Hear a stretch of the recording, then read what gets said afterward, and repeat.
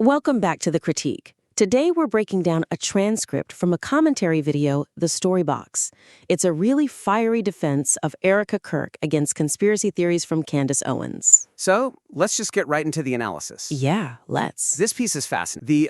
The stakes are so high, but the execution is sort of fighting itself. The first thing that jumps out to me, it's not the evidence, it's the temperature. The temperature. Yeah, we really need to talk about elevating the argumentation over the ad hominem attacks. That was the very first note I made. I went in expecting, a timeline, a rebuttal. And I was just hit with this wall of insults. I mean, she's called a demonic witch, a nut job, psychopath, dingbat. Right. And as a reader, I have to be honest, it made me recoil. It felt less like a defense and more like just venting. And that recoil you felt, that's what we call the persuasion paradox. The instinct when you're angry, especially defending someone, Sure. is to label the attacker. You want to call them a witch because it feels good in the moment. But for the audience, especially one on the fence, those insults actually lower your status. It lowers the author's status? Completely. When you get into a slanging match, you're dragging yourself down to their level. I mean, if the whole point is that Candace Owens is chaotic and irrational, then the most effective counter is to be the complete opposite. You need to be the cold, clinical, precise adult in the room. There's one moment in the script that I think just perfectly shows this. The speaker says, if she's a conservative, I'm Batman. Oh, I know exactly what you're talking about. And then instead of getting back to the point, we get this long tangent about being attacked by a real bat and getting a Batman tattoo. I was just sitting there thinking, wait, why are we talking about tattoos right now? That is such a classic example of breaking the frame. The author is trying to inject personality, maybe build some rapport. Right, show they're a real person. And in a vlog about your weekend, that works. But here, you're trying to debunk a serious allegation. When you pivot to a funny story about a bat, you're telling the audience this isn't actually that serious. You just dilute your own urgency. So, okay, if we cut the Batman story and the name calling, what's left? How do you convey that the opposition is, unhinged without actually using that word? You let the audience figure it out for themselves. It's actually much more damaging that way. Instead of calling her stupid for questioning the alibi, You just list the verified timeline for September 10th. You say, she claimed X at 2 p.m. The flight manifest shows Y at 2 p.m. The gap between the claim and the reality is the insult. It does the work for you. It's the old show, don't tell rule. It is. And it applies to that Jordan Peterson reference, too.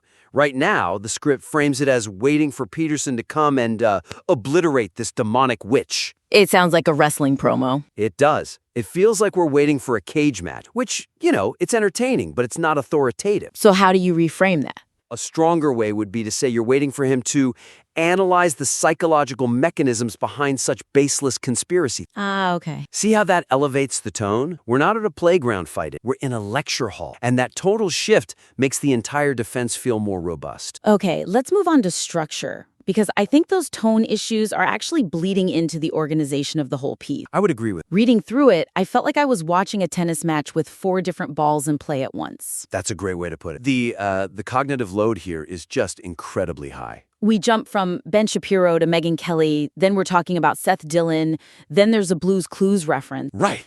And then suddenly we're deep in the weeds about a text message to a rabbi.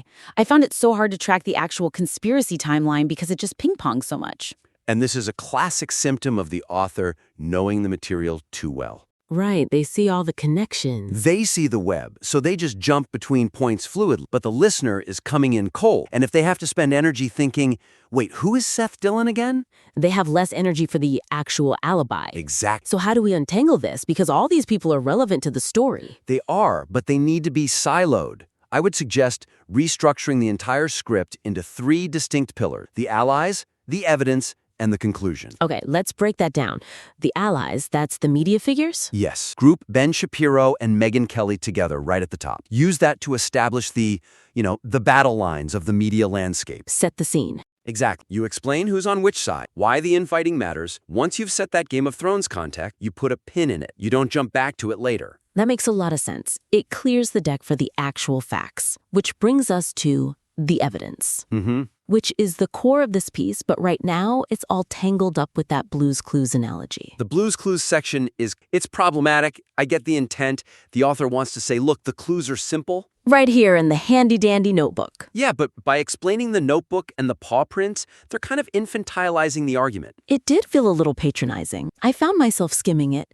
I don't need a tutorial on a children's show. I need to know about the text messages. Exactly. And that metaphor, it has a blast rate. You compare your investigation to a preschool show, you're subconsciously telling us this is kids' stuff. Which clashes with the whole assassination allegation. Completely. My suggestion, cut the explanation of the show entirely. Use that time to clearly lay out the clues. Directly contrast the text to the Turning Point staff with a call to Rabbi Wiki. Speaking of the rabbi, I struggled with the timeline there because the script is so drenched in sarcasm. Oh, yeah. You have phrases like, hold my beer, and flip far out.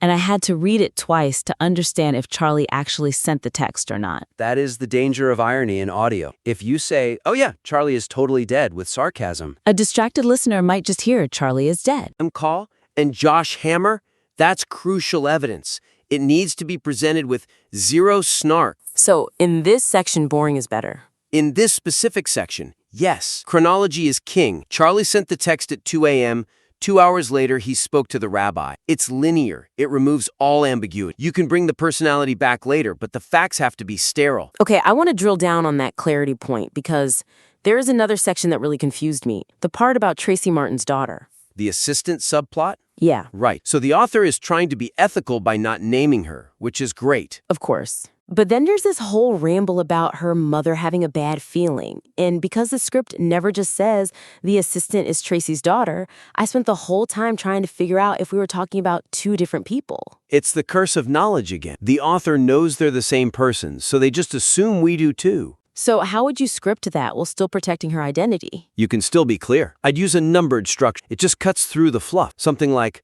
point 1, the assistant was scheduled to go to UVU. Okay. Point 2, her mother, Tracy, stopped her due to a bad feeling. Point 3, this corroborates why Erika also stayed behind. That is so much cleaner. It turns this anecdote about a mother's intuition into a hard piece of corroborating evidence. And it respects the listener's time. You're giving them the solution, not asking them to solve a puzzle. The same logic applies to the Charlie is dead rebuttal. Right, the part where the author sarcastically agrees with the premise. That part is risky. So risky. You're playing chicken with the truth, assuming the audience gets the joke. But what if someone clips that audio out of context? It sounds like an admission. It sounds exactly like an admission. Stop playing along with the conspiracy. Even ironic, just state the claim, then state the reality. Candace claims X. The evidence shows Y. Don't give them sound bites. Okay, so we've covered the insults, the structure, the evidence. We have to talk about the ending. I mean, I felt like I got whiplash in the last 2 minutes. The pivot to Gaza. Yes, we spend the whole time on this very specific domestic media feud.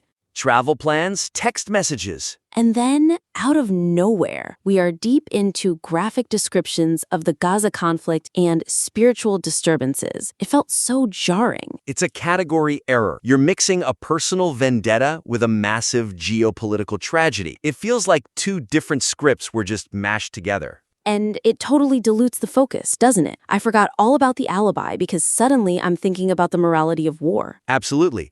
And you risk alienating the audience again. You might have listeners who agree with you on Erika Kirk but disagree on the geopolitics, or vice versa. Sure. By tying them together so emotionally, you force the listener to accept both or neither. But the author's point is that they are connected, that the attack on Erika is because of the Israel stance. That seems like a valid connection to make. It is a valid connection, but the execution is wrong. The link shouldn't be the horror of war.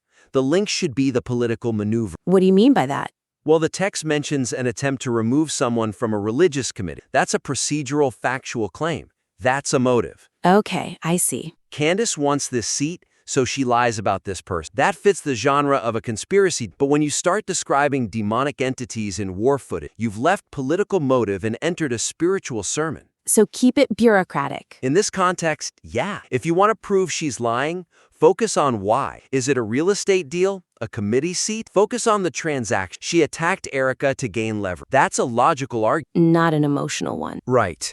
An emotional argument that feels totally out of place after 10 minutes of analyzing text message timestamp. It really brings us back to that first point, being the adult in the room. The adult talks about motives and committees.